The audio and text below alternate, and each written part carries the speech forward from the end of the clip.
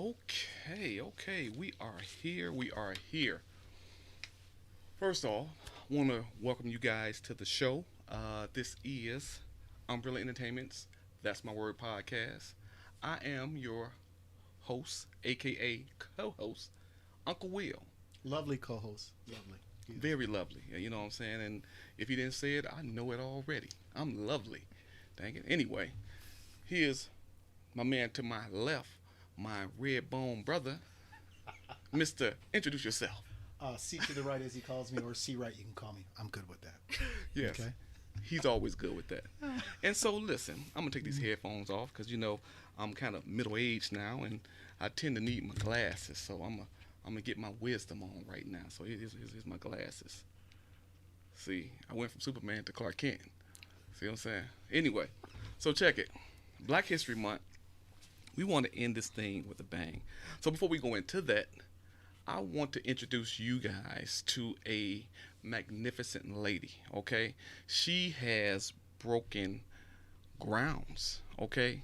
And some of you may have heard of her, some of you may not have heard of her. But I'm going to back up and stop tooting that whistle a little bit.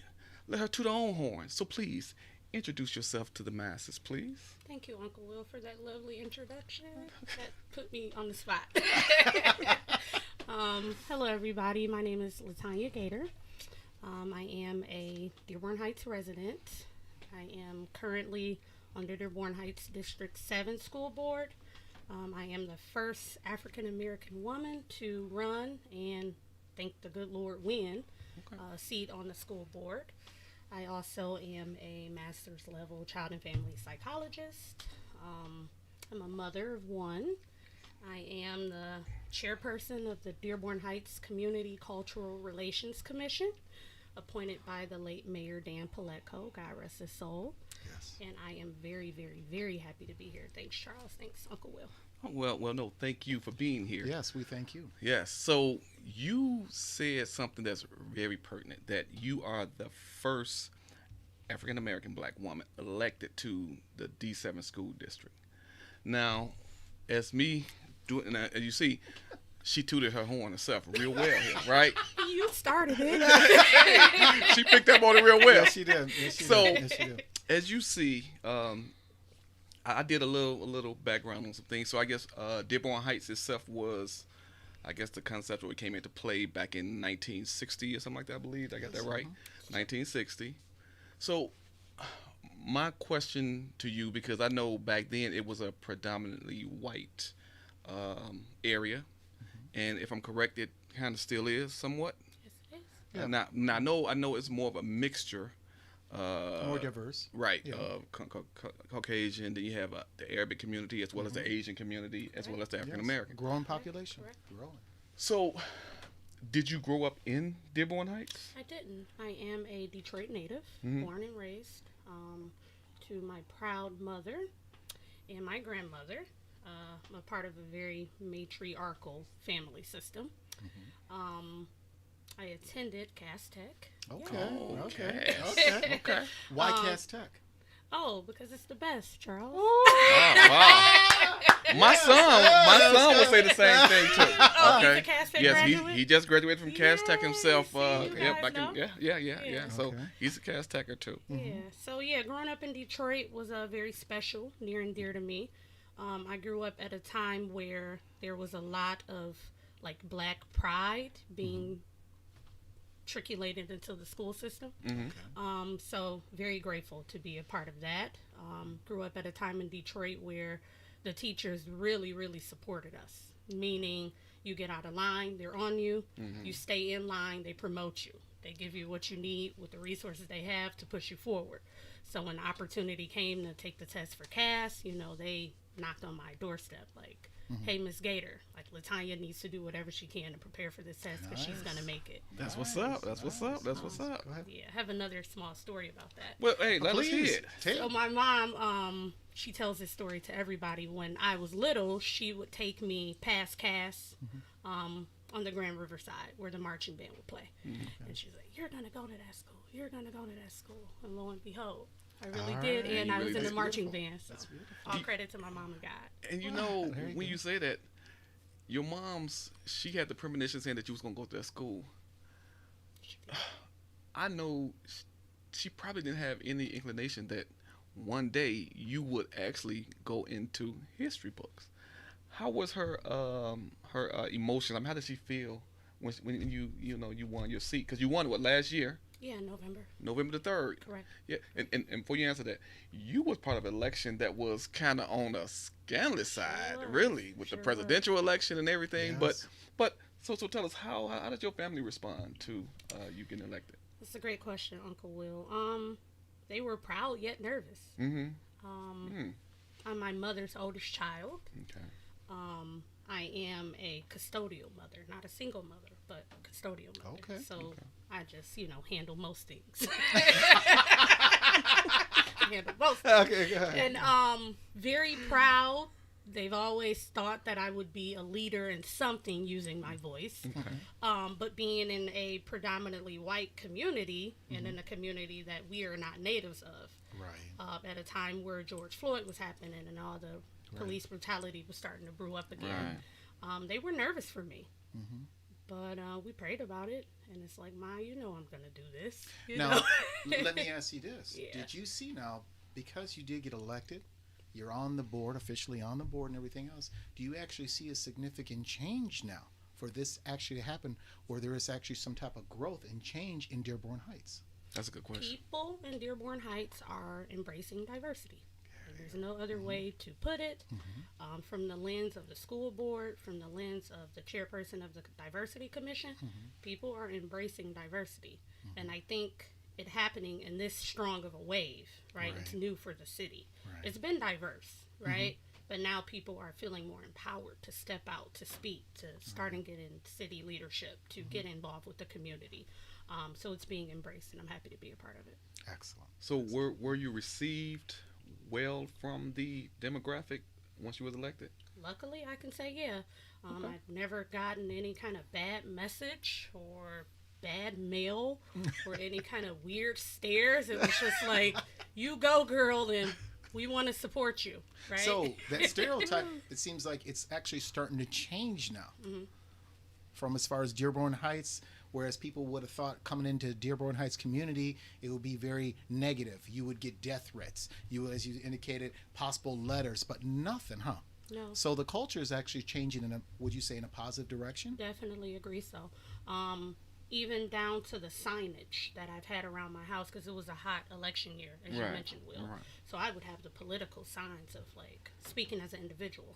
Black Lives Matter, support this school board, support this candidate, support LGBTQ rights, support science. I mean, I'm at a corner house, so I lined my block up. It's like It was like another fence. Right.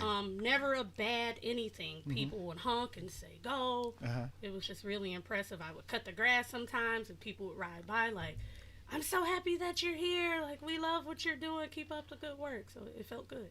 So you would agree then it was Gator time? Oh, yeah, I at love it. Gator time. Gator time with a Gator girl. You There got you it. You got it. There you Trey. go. You There got you it. go. There you go. now, what platform did you run up under? Did you have a certain one? I do. So as I mentioned, I'm a mental health therapist. So my baby that I am still growing, hopefully until the day I die, is mental health for all. Mental health support, mental health resources, mental health education. So I use that as a platform because I am experienced in it. And I never wanted to talk and jump out into something that I have no knowledge about. It's misleading to people. Right. So I use mental health, access to mental health services for kids, especially in a pandemic. I actually am a union chairperson as well for AFSCME Local 1640. So I'm very much union blooded and a part of the labor movement as well. Union, baby. So when it was time Yes. to support Right. anybody who's willing to support our children, whether it be the teachers unions, whether it be in state government, whether it be in local government, I just wanted to align myself with anybody who wanted to give fair education and resources to kids. Now, you said that that platform was about mental health and that it was important to you in regards to your dealing with the kids. How would you say in the Dearborn Heights district area, how would this pandemic, how has it affected students that you've seen in relations to mental health? Sure. So I can speak from two hats. I'll speak as an individual first. That when the government changes in power, you tend to see a swing in mental health dollars, public education dollars. So when we were led by a Republican Party, those dollars started to dry up and the resources started to dwindle. So then we get hit by a pandemic and people are more anxious, more depressed, dealing with grief and loss, dealing with fear. So it really trickled down into the kids because they rely on us to give them the support, the resources, the stability that they need. Right. So now that we're asking them to transition into virtual learning, they were scared. You know, my son is 8. He's a third grader. It's a critical year for him. I can see his anxiety every single day, but he relies on us and on me to give him that hope and motivation. And so I took that, looking at my own kid, being a mental health therapist, and said, hey, you know, D7, let's see what we can do about it because our kids are needing us more than ever. Wow. Yeah, I listened to on social media. There was a process. I see someone that. What was that lady's name who put the forum together where everyone was asked a question and everybody else respond? Sadie. Sadie Zimbowicz. Say her name again. Sadie Zimbowicz. I'd like to say thank you very much because it allowed me to get to know each candidate a little bit better, those who were there, okay? You went on the mental health platform and you illustrated or expressed in regards to why it was important to play or be a big part of education. Could you explain a little bit about that? Sure. So there was already a structure for mental health services within D7. But again, like I said, when the dollars start to dwindle, you really don't see it trickle down enough. And there is a stigma around mental health, right? Yes, it is. I agree. So you have to really step out on the limb and say, hey, this is something that could improve the quality of life for your child. When you put it in a unbiased, not political gain, truly from my heart to yours, I really want to help your kid exceed as much as they can. People bought it. They buy into it because it's the truth. Yeah, I felt that. I felt that when you were saying it, and you were very sincere when you said it. Thank you. Now, going back to that stigma, do you see the stigma being more strong in certain ethnic backgrounds? Well, speaking as an individual, the field of medicine, the field of mental health wasn't always positive or truthful to those in the community of colors. That's not just African Americans, it's for Arabs and the Hispanic population too. So that stigma is there, mainly across communities of color. The field of mental health was dominated by Caucasian white males for a very, very, very, very long time. And I think what we're starting to see is that psychotropic medication or medications in general, they have so many side effects. They've torn our bodies down. And people want to go a more holistic approach so they can live longer and be more independent in how they heal. Now, you said that as far as the monies wasn't trickling down based upon the party that was in charge. Now that we have a Democratic leader as a governor, but our Senate, our local, Senate government, there is ran by Republicans mainly, so are you seeing more funding now that we have a Democratic leader, or is it still the same because of the party that's running the local Senate? That's a good question, Uncle Will. So again, Biden and his administration is so new that it's hard to say what they will do, but the best predictor of future behavior is past behavior. So in the past, the Democratic governments, they pump money into public education, mental health, everything that you need to thrive socially. And so we are hoping that we'll see those dollars trickle down again. I work at a community mental health center in Southwest Detroit, and it's a nonprofit. So with my union hat, I have to stay on top of follow the bottom line, follow the mental health dollars. And so we are hoping and we are getting in position to apply for those grants, to see what those grants are, to maybe lobby at Lansing, the local level, at the state level, even at the federal level, if I can get there, I'll definitely be the first person at the Capitol to say, hey, can we work together to get the funds back? Yeah. Okay, then. Yeah. So I'm hopeful, Uncle Will. Okay. Fingers crossed, people. So as far as state-wise Michigan, okay, John England and his administration dealing with the, we'll say, mental health Oh funding. my God! Now hold up. You went back. Oh, well, You went back. and there's John a reason England. why I went back with that. Okay. There's a I'm key just reason. saying because it's some people on here who don't know who the hell John John England is. England is one of our former governors. I thought you were going to say one of our forefathers. No. Don't go that far. But go ahead. You might want to have a DNA check. You might be. I don't know. Okay, but on my side, I can say no. Anyway. Okay, so Got crazy. to me, he caused a problem because he basically took the funding out for the state-wise.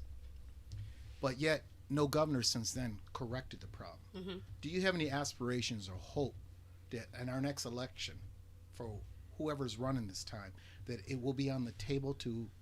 Go ahead. Now, I just want to say before you answer that, Go ahead. how did he take it out? I mean, what you mean that they caused Stopped the problem? They stopped the funding. They closed all, as far as mental health housing. Okay, they closed hospitals left and right on there. Now, you and I both know some of this stuff, but Right. you got to also let the people know too about Tell the them. effect because Tell them. when he did it, he closed those facilities. Where did those individuals had to go to get treatment? You know what? I mean, if you're gonna tell the story, you gotta tell the whole thing. If you want to really go there, what happened was afterwards, from what I know of, based Okay. on the knowledge I know of, I've collected over the years and watching what's happened is basically a lot of them got turned to the street. A lot of them end up getting locked up. Okay. Okay. The funding wasn't there. Unfortunately, when they were getting, we'll say, you said psychotropic medication. Well, can we even go into psychotic medication? Exactly. They were getting what medication that was basically frying them. Right. We'll say outdated medication, but still allowed to give because Right. of cost. That's right. Okay. Now in return, our society has been seeing, okay, the adverse effect because of that. But a lot of them also been misdiagnosed and being sent to prison systems and stuff like that, and a lot of them receiving that stuff in there too. So, yeah. but Criminalized. he asked you the question about you were saying about what her thinking on the new Yeah, for administration. the next election we're going to have here Yes. for governor. Mm-hmm. Do you have any personal feelings, okay, as you as an individual, not as you as a school board member, but Right. you as an individual, and hopes or aspirations that this is going to be mentioned? So Governor Whitmer just put out a very nice comprehensive plan to get people out of poverty in Michigan. And in that comprehensive plan, mental health, medical health is a part of that. Okay. So I would assume that, yes, they are looking to get those funding dollars to be able to support that population. But that's her administration. So Right. you asked me, what about the next one? I don't know. If she and her cabinet work really hard to get it there and people start to see the benefit from it, I would hope the next administration doesn't knock it off. Okay. Yeah, I would hope. It's really hard to say, though. But I think that if it works for the people and the people speak up, they can keep it. But everybody has to speak up for their needs and not necessarily wait on the government to give them what they need. That's true. That's true. That's deep.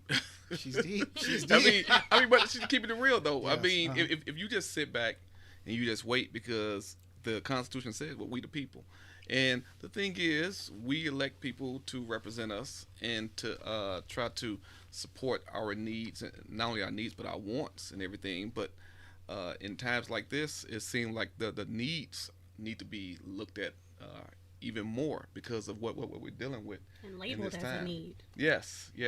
Well, that's interesting. You said two things: taxation, and you also indicate as far as money. Okay, what is taxation without representation? Right. Okay, keep in mind those are our state and federal taxes, right? That means that is our money, but we need to again give more direction to our politicians to say, hey, this is what we really want. You may have your own agenda. Let's go back to the real agenda of what really needs to be There done. you go. Because we're becoming more and more divided as a country. Absolutely. And that is a problem. But let's get back to you. We'll say it. Okay. Carlos. Well Instead said. of me going on to this and everything Yeah, else. because let's hear about your educational Mr. background. X-File right here, he can go all out there. And I don't want to recall history, times, dates, and everything else. But with you, let's hear about your educational background. Yes, Cool, let's cool. hear see if you are a smart, intelligent lady. Well, she's already presented that. Yeah, oh, I'll give you that. I'll hey, give you presentation is On A1. paper. Yeah. That's what I'm saying. On paper, she dynamite, as J.J. Walker would say. Okay. Chicago. That's cool. Tell me. So again, as I said, I was born and raised in Detroit. We moved around a little bit. Okay. So I went to a handful of elementary schools, but the one that I landed at and got the most from was Fitzgerald Elementary School. It's on the west side of Detroit, the Puritan, familiar with that, Wyoming yeah. area. And then I went to Post Middle School. Okay.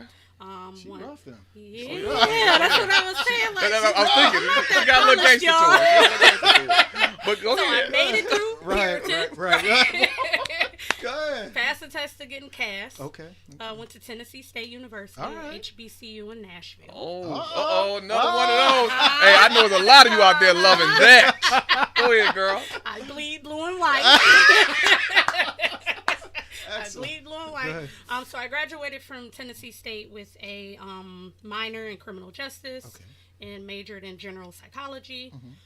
Came home, applied for a PhD program fresh out of undergrad. Didn't get accepted, so I went to work a little bit. Right. And then I applied for a master's program, so I got accepted to University of Detroit Mercy, their child and family psychology track. Graduated from there in 2012, and I've been working ever since. Nice. Dig it. So, I take these glasses off. I'm sorry. Now I need glasses to be smart like you, Uncle Will. I don't have wisdom glasses, y'all.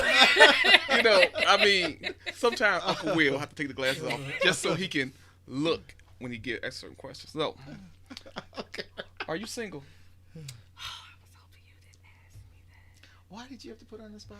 I'm just asking the woman, is she single? She might be seeing somebody and Okay. right, Okay. Well, all she got to say is take the fifth if you want. I plead We're gonna allow some. do what Trump do. Well, I am not married. Okay, you're not married. Okay, Correct. there you go. Okay, there you go. I am not married. Now I asked that because you are an attractive woman, Thank you. and I'm pretty sure since you got elected, your street value done went up. Okay. Puritan is talking. Yeah. The streets are talking. You hear what I'm saying? So I know you get, a lot of different offers, and I know the significant other, let's just say, I know he got a lot of competition now, huh? Come on. Gotta bring him in and ask him. I learned a long time ago I'm not speaking for no man. Now see, she's good. if I could get some of you other women to listen to this, okay, this is why she made history. Okay? Why she made history. Cannot speak for a man. So you can bring him on in and ask him, and I'll be right there. She be right there. Right there. Yeah, that was good. With your current position, where do you see yourself 5-10 years from now? So as I said, mental health is my baby. Mm-hmm. So I still want to practice mental health. I do a little bit on the private Why do you have practice such side as well. special interest in mental health? It's a great question. It really brings about a higher quality of life when your mental, emotional health is stable. True. And you can make decisions for yourself when you know who you are as a person, where you come from, and what you can do with it. Okay. So when you give people the tools to do that, they no longer have to be codependent on anyone. They can still be civic. They can still be diplomatic. They can still have a strong sense of community, collectivism, you name it. But in the event that that's not there, they can thrive. Okay. Now. Hopefully that answered your question. Well, it did, but what I want to do is Get into the personal. No. What I'm going to do is I'm going to offset you a little bit. Okay. Normally we don't do this. That's fine. I'm ready. With this, what I'd like you to do this time, look at that camera right there. And whoever you want to give a special thanks to within the Dearborn Heights community or outside, go ahead and do it. I like that. So, going back to Charles's question, what made me get into mental health? So, I have a brother who was diagnosed with autism. Maybe about my sophomore, junior year of high school. Because my goal was to be a NASCAR driver and an Air Force pilot. Oh, wow. Dang. That's really what I wanted to do. First African-American woman as a NASCAR driver. Okay. Go ahead. So when I realized that was just too risky and I Right. wasn't that great in math to fly anybody's plane, when my brother was diagnosed with autism, Right. I had to get in position to help him, not just Excellent. allowing the systems to tell Right. us. I wanted to learn it from the inside out. Right. So that is what really encouraged me to get into mental health, to be able to help serve my brother and help him navigate through the system. Right. So I definitely want to thank him. His name is Marquise Gator. He Okay. graduated from D7. All right. Graduated with a high school diploma, not a certificate of completion. All right. So All I right. credit Yes, D7 for yes, that. yes. And my mom. That's So yes. as I said, my mom's name is Kathy. Sorry, Mom, don't beat me up because I'm putting you out there. Please She's don't not beat as up. outspoken as I am. Okay. Okay. And don't hurt us either. She fights boys. And so definitely want to thank my mom, Kathy, my grandma, Maggie, my matriarchal support system.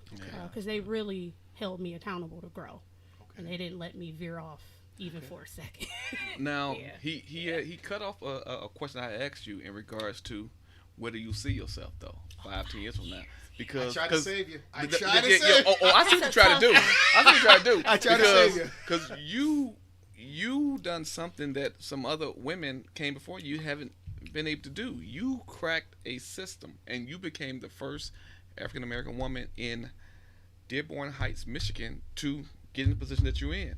And that is a large accomplishment. So where do you see yourself, like I said, 5-10 years from now, running for any other political positions or what type of change you see in 5-10 years for Miss Latanya Gator? Thank you. That's a good question. And I tried to deflect. I know 'cause you it's did. a tough question. I seen it. But besides having my own mental health practice, Mhm. politics is tricky. And So what you're saying and you is- lose. I've learned Right. that you lose sight of the vision once you get really enmeshed in politics. Damn. So I'm vacillating between maybe running for, local state office Right. one day, or just keeping it local, keeping it grassroots, keeping it community, so I don't lose sight of my passion for community involvement. Right. So I see myself still at least being involved in the community, Okay. whatever community I'm in, Okay. to be able to create from where I stand, using whatever I have to grow and grow others if they want. But maybe something in government, but I'm just really not sure. But if at it's this for point, you're not saying never is never, correct? not at all. Okay. Yeah, if God blesses me with that direction, and if I have the support Right. of the people, Oh, I'll I'm pretty do sure it. you're going to have the support. Now, you ran on a ticket, I did. okay? I did. Now, on that ticket, wasn't there another individual That's who right. made history too? Yeah. So his name is Nathaniel Can. Uh-huh. He's the African American male, first ever to run and first ever to successfully be elected. So we sit Gotta on that applaud you school too, my board man. Applaud you together. too, brother. Yeah, we sit on that school board together, and I know he would like being here as well if you guys would invite him. Oh, Okay. yes. You know what? That invite is out there. If you would please come on to the show one day and give us a sense of your feeling being in that position and stuff too. Because I'm pretty sure it's a lot of young minority males, not just black young men, but minority men that would love to know about your past and your background and get some insight on what you think. And so with that, I had to ask this question. We're in 2021. Okay, you were the first, and that young man was the first African American male, you the first African American female to be elected to such a position in Dearborn Heights, Michigan.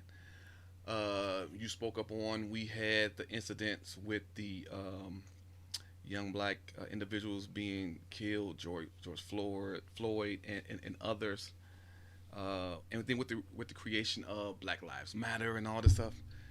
Do you see Black History Month as still being a relevant institution that was installed for African Americans? I mean, because black men are still worried about being pulled over in cars, walking down the street. I mean, it's a lot of, and you being in the field that you are in, there's a lot of mental stuff going on amongst us. So, do you still see this celebration of this month even being relevant anymore? Absolutely. It's as relevant as we want it to be.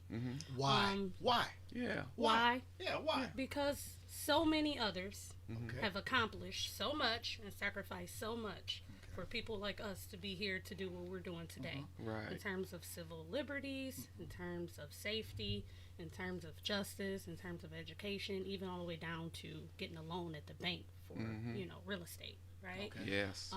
So we have to celebrate that. We have to continue to teach our youth to be able to access history, to know where you're going, and to understand, no disrespect to everybody who paved the way, but if it was new for them, they made some wrong decisions as well. So a part of history is learning to do it differently as you move forward. Right? I got you. So if you don't tap into that, if you don't celebrate that, if you don't research that, I think you're lost. And so if we don't celebrate Black History Month, those are in opposition to us celebrating Black History Month can make a strong argument that it's not needed. So I personally made a vow that I will never allow that to happen from me. Meaning I'm going to contribute in every way that I can to bring about pride and change. And that's what I like when you said you're going to contribute, because in our generation, when we were coming up, when Black History Month did come about, they taught us about our history. And a lot of kids nowadays don't even know who Medgar Evers is. Right. They don't know Nat Turner. You know what I'm saying? Even Chisholm, the first African American woman to run for president. Yep. Shirley Chisholm. A lot of them don't even know that name. So that's why I asked you, being the woman in the position that you're in, that question, and your answer was very on point and astute. So I appreciate that. Sure, no problem. And if you allow me to, I can expand on it a bit. Please do. Don't be Please shy do. about it. Please I do. think that we are driven to be very individualistic instead of collectivistic, kind of like in a survival mode, if you will. So when you're trying to survive, you're just in the here and now. You're not really thinking about the past or the future. You're just trying to survive for today. Right. So in the Black community, and I'm not here to represent everybody in the Black community, I'm just speaking generally, we lose sight of history because we're just trying to get bread and butter on the table. But of course, there's a drawback from that, because your children need to know where they come from to have a sense of pride and identity and core values. There you go. So it was a give and take a bit, but not judging anybody. I just understand the rationale behind it. Okay. Yeah. Okay. Well, wow, we've learned a lot from Miss Gator here. She's deep. Yeah, I mean, she She's deep. is. She's deep. And me and Charles, we have talked about trying to have someone to come in and talk about mental health, and to happen to run up on an accomplished woman such as yourself, that also made history. I mean, weird to hear that. I mean, isn't it though? Yeah, I mean, so weird. think about it. Yeah. I mean, your son get on your nerves. Boy, I made history. You better sit your ass down. You know what I'm saying? Playing around the D7, boy. You know what I'm saying? or your man come talk some mess. Fool, please. I made history. You better go on with that mess. How many women you know made Wish history? I was brave How enough many- to throw that up. Exactly. There you go. Right? Yes. Yes. But I mean, it says something, because actually, as a Black man, I feel proud to even be able to sit by you, Thank you. and I mean feel that honored. 100%. Thank you. I really do. Makes me want to cry. Thank And you. you know, a lot of men probably wouldn't have the courage to say that, but a lot of people who watch the show, you guys know I am. I'm very transparent, and that's how I'm always going to be. I'm going to be straight up. And I'm telling you, to be able to sit here knowing that you cross some boundaries and you done made it to something, I just wish I was there to see your mother's face, your family's face the night of, when you heard the news. They were with me in the cold, and so was Charles. Yes, I They were know. on the boots helping me try to win that seat. So you wouldn't have had to, And they I was out applaud there you in the too. cold. Yes. Appreciate But, them, but, love you them know, for that. It's, to me, I look at it as a twofold process. What's that? Okay. You ran for office. You made it.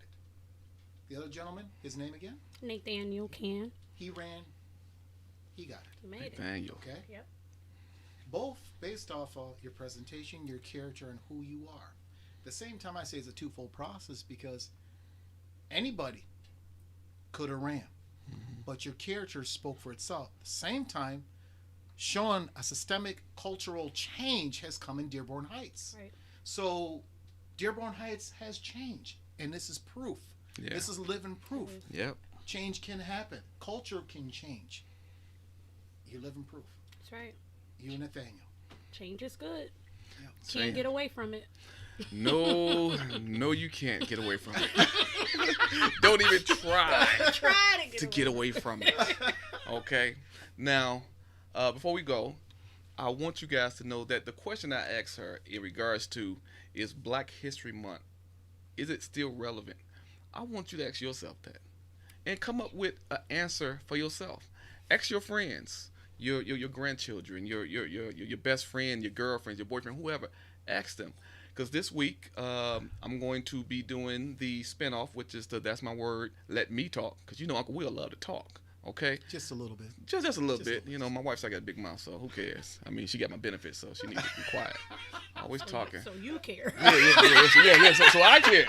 Shoot. You know what I'm saying? See that's that psychological thinking right there. See what I'm saying? Woo, I got to watch this one. But ask yourself that. And during the week, before Black History Month ends, I want you guys to utilize your social media platforms. Utilize them for this particular question right here. And ask yourself, what can you do? Because do we have to rely on our school systems to teach our kids about Shirley Chisholm? Is it really all their responsibility? Or does it fall back in the home? Am I at fault that my daughter don't know who, Nat Turner is? Hell yeah. But anyway, keep going. I'm sorry, keep going. I'm just saying, even though all my kids grown, thank God. But I'm just saying, because I learned years ago that kids not even writing cursive anymore, right? And that blew my mind years ago when I heard that. But when I asked some of my little great nephews and nieces, hey, huh? What? Yeah. It bugged the heck out of me because I remember being a little young kid and I had a nice bob cut white woman having me putting the staples up of the different African American, people that did things, inventors. We have a lot of inventors. People don't know about elevators and different stoplights. It's just so much out there that a lot of us don't know about. Right. And this is what the question I posed to you guys. So Tuesday, I will be back on live around 6 o'clock, and I'm going to talk more about it in detail, but I want you to chime in and let us know, what do you think about it? And Is Black History shy. Month still relevant? Yeah, please, don't be shy. What was the question you said again? Is Black History Month still relevant? Is it? 2021, is it relevant? So, before I sign off, let my man C to the right say a little something before we go. Are you sure you want me to say something? Please do. Nathaniel, you're more than welcome to come to the show. Matter of fact, I'll be reaching out to you and invite you to the show personally. I'd like to thank you very much for coming on the show today. Yes. Okay, representing history, let alone for this month. Okay, Uncle Will, it's always a pleasure. It's always a pleasure. But again, I wish my wife said that, but that's something else. She be tripping. But the last thing is, that's a good question that Uncle Will posed. Don't be shy. Think it over, and you answer that to yourself. Answer to yourself, but also let us know too. Now, before we go, I want to let Miss Gator go ahead and end it off by, saying what you got to say to the people. Let them know how they can reach you if they have any questions. Because like I said, it's a lot of people out there that have some concerns or questions about mental health and everything too. And I'm pretty sure there's a lot of people out there that's interested in your story. So we just let them know how they can reach you. Sure. So again, thank you, Uncle Will and Charles, the TMW family, for having me today and giving me a platform to speak and share my testimony. Definitely want to give all the kudos to my family in Detroit. And I say my family in Detroit, meaning anybody who invested in me. To the D7 community who's been investing in my family, sowing good education into my family, to the community members who voted for me, thank you so much. In times I didn't believe in myself, but any type of support helps to build that. Yes, indeed. Definitely want to give all thanks to God for allowing me to serve in my calling. You can follow me on Facebook. So my Facebook name is just my name, Latanya Gator. I also have the Community Cultural Relations Commission Facebook page. It's a really long name, so I Yes, have to get it right. it's Dearborn Heights. Yeah, Dearborn Heights Community Cultural Relations Commission. You can find that on Facebook as well. Doing some great things in the city.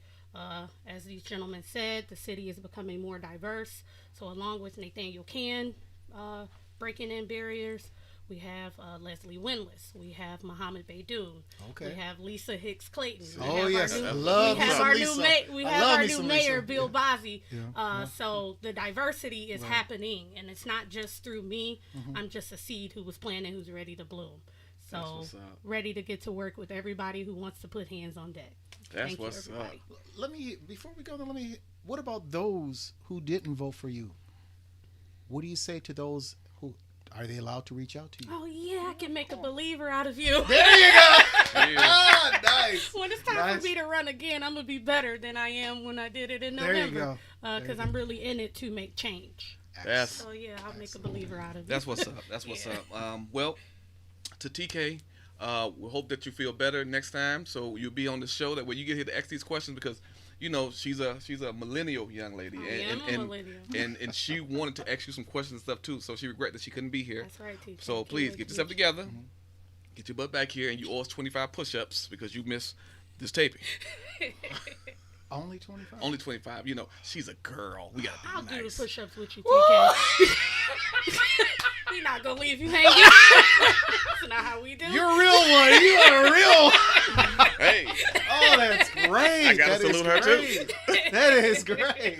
So to everyone out there, thank you guys for tuning in to this week's episode. This is our live recording. We will be dropping another show next Saturday. Now, what's interesting about the show next Saturday? We have a, should I say it? Yeah, but why not? Why not? I mean, go on Okay. and say slowly. We have a sex therapist, Oh, coach. Sex sex coach. coach, therapist, Sex coach, yeah, Well, I mean, from out of the Bay Area, California. She will be on talking to us and giving Charles some advice on how to be a better lover to whatever he deals with. It makes to a Will. pandemic To Will. baby. To Will. And make a what A payment? pandemic baby. Speaking as an individual. I'll put these glasses You back are on. good. Put these glasses back on. You are So, good. tune into the show Oh, next you are Saturday with our. You got me speechless. Sorry. No, Sorry, no. everybody. You are Tune into the good. show. We're gonna have the sex coach Yeah. on, and she has a lot of insights on some things. So please join us then. Again, thank you. You can follow us on Instagram, okay, Uncle Will _TMW, or subscribe to the channel, Umbrella Entertainment US. That way you can catch up on all the previous episodes as well as the new episodes to come. And we will be working with this young lady in the near future because this is a woman to know. So Aw, thank you. thank you guys for joining us again. And I say to you, salute, peace. Deuces. Bye. Thanks. That was a good show. Thank you for coming on here. Hopefully